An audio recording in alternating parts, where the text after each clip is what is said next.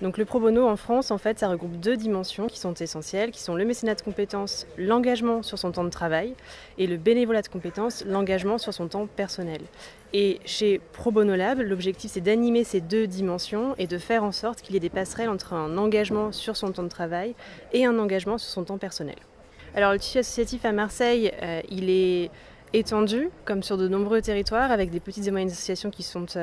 importantes et qui permettent de créer une solidarité et qui répondent à des enjeux sociétaux et environnementaux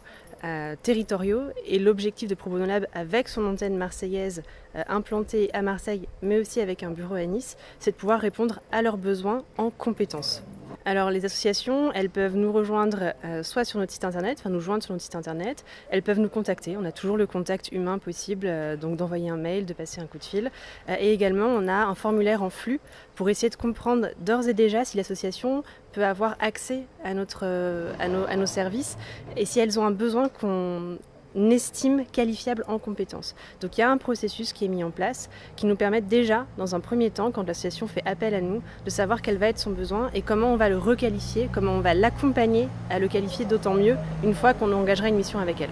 Le fonds de compétences qu'on propose avec Pro Bono Lab, qui est une expérimentation qu'on débute à Marseille, sur ce territoire-là. Le fonds de compétences, pour nous, chez Pro Bono Lab, c'est un tuyau, pour reprendre les mots de la ministre, c'est-à-dire qu'on va mettre autour de la même table un consortium d'acteurs qui est en contact avec des associations petites et moyennes sur les territoires, et on va aller chercher en collectif des acteurs économiques du territoire, PME, ETI, voire TPE, qui pourront s'engager dans ce fonds à travers leurs compétences, mais aussi à travers des fonds financiers pour le faire vivre.